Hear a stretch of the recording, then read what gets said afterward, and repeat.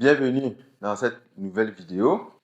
Alors, comme annoncé dans la précédente, aujourd'hui, nous allons nous intéresser à l'algorithme d'Euclide, une autre méthode qui va nous permettre de déterminer le PGCD de deux entiers naturels a priori non nuls. Alors, avant d'entrer dans le vif du sujet, nous allons commencer, comme généralement, par donner quelques rappels qui nous seront utiles pour la suite. Nous allons commencer par un rappel sur la division euclidienne dans N. Donc, rappel sur la division euclidienne dans N, donc l'ensemble des entiers naturels. Je suppose que vous en avez déjà entendu parler, division euclidienne dans N. Alors, de quoi est-ce qu'il s'agit exactement? Donc, au départ, nous avons A et B. Donc, A et B étant deux entiers naturels avec B différent de 0, donc B non nul. Donc, au départ, nous avons A et B, deux entiers naturels avec une condition de plus sur B. B doit être non nul. Alors, effectuer la division euclidienne de A par B revient à déterminer les deux entiers naturels Q et R, Q et R, deux entiers naturels, tels que A plus écrit comme B fois Q plus R. Et de plus, il y a une condition sur R, c'est que R doit être compris entre 0, ici l'inégalité est large, et B, l'inégalité est stricte. Donc, voilà ce que ça signifie d'effectuer la division euclidienne de A par B.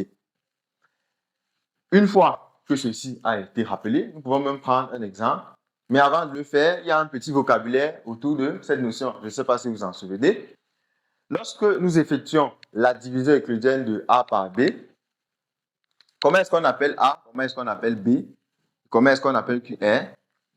A est appelé le dividende, B le diviseur, Q le quotient et R est appelé le reste. Donc là, c'est un vocabulaire qui est important à rappeler. Nous allons nous en servir tout à l'heure. Et ces deux relations sont très importantes.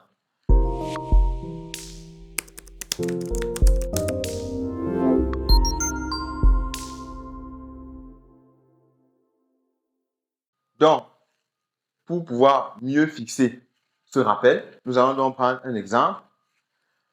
Dans notre exemple, A prend la valeur 29 et B prend la valeur 5.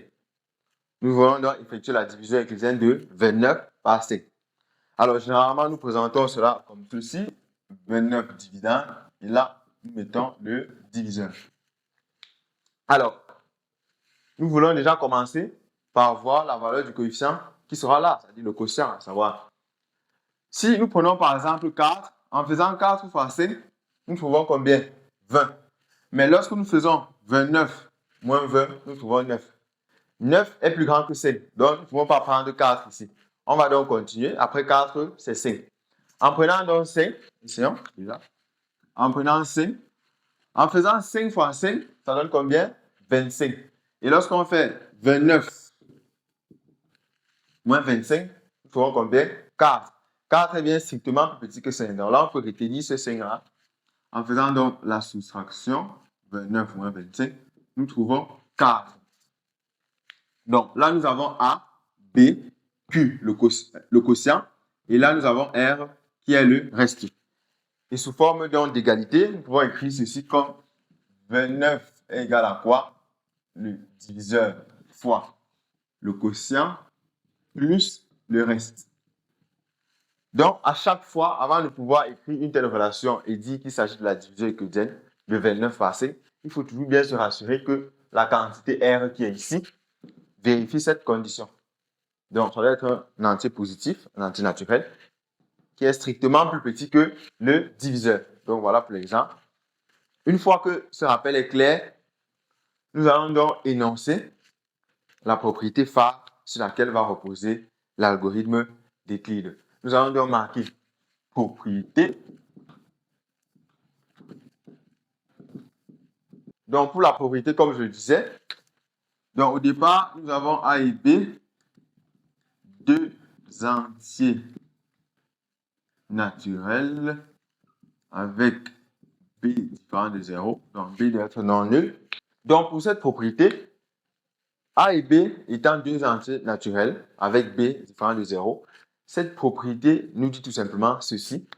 Elle nous dit que le PGCD de A et B est encore égal au PGCD de B et R, où R est le reste dans la division euclidienne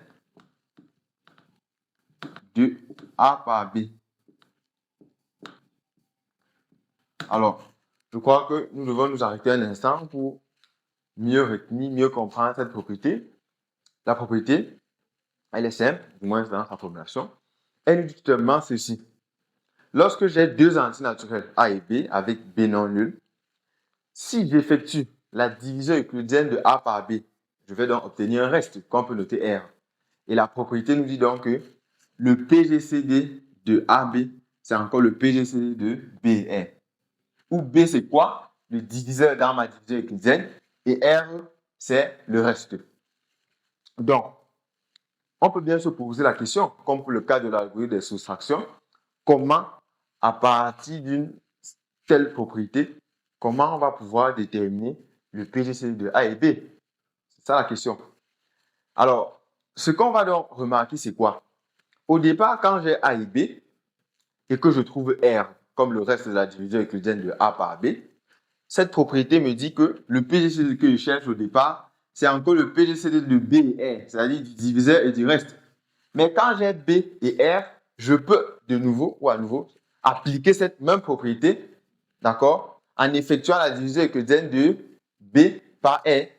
Et au fur et à mesure, je vais donc obtenir une suite de divisions euclidiennes successives. Et l'algorithme d'Euclide me dit donc que, après avoir effectué ce nombre fini de divisions euclidiennes successives, le PGCD est en fait égal au dernier reste non nul qu'on obtient, d'accord, en appliquant successivement ces divisions euclidiennes. Donc, pour que ce soit plus clair, nous allons donc prendre un exemple et ensuite un autre.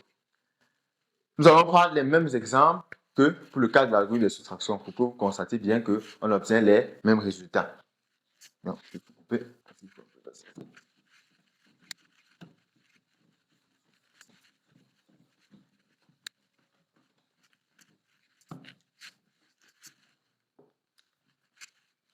Alors, comme je le disais donc, nous allons prendre un exemple. Donc, on aura deux exemples. Commençons par le premier, où nous allons déterminer le PGCD de 28 et 5. Cette fois-ci, en nous servant de l'algorithme d'Euclide. Et nous allons toujours, comme pour le cas de l'algorithme de soustraction, présenter cet algorithme sous forme de tableau. C'est plus pratique. Mais vous aurez besoin d'un brouillon, d'accord, pour déterminer le reste.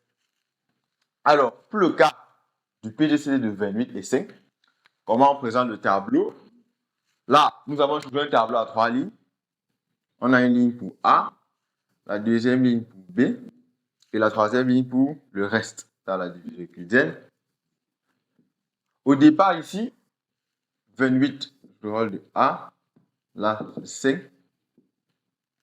En effectuant donc la division euclidienne de 28 par 5, que vous allez vérifier au brouillon, il faut toujours avoir un brouillon à côté de vous, vous allez trouver 3 comme reste dans la division euclidienne. Là, c'est la première étape de l'algorithme. Après, je reporte les valeurs ainsi. J'espère que chacun comprend comment on fait pour avoir ça. Parce qu'ici, pour cette première étape, la valeur de A est connue, la valeur de B est connue. On effectue la division euclidienne de A par B, c'est-à-dire de 28 par 5. Nous trouvons 3. Maintenant, à la prochaine étape, la question qu'on peut se poser, c'est quelle est la valeur que A va prendre, quelle est la valeur que B va prendre?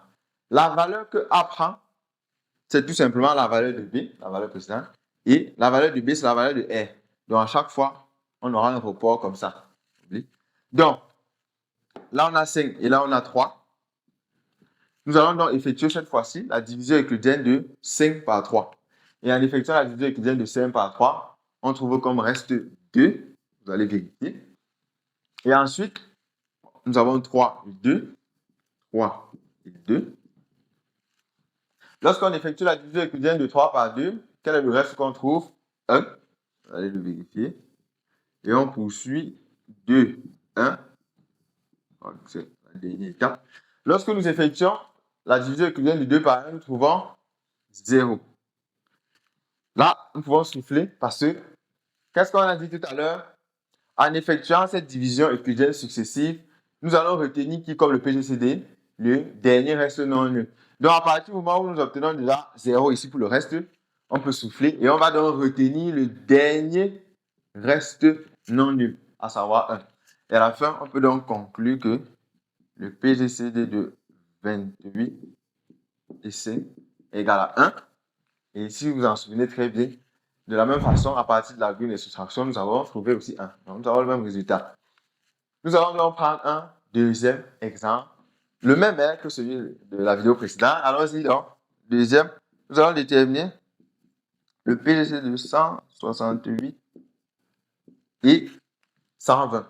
Cette fois-ci, à l'aide de l'algorithme de clic. Donc, nous présentons cela sous forme de tableau A, B, R, j'espère que c'est visible.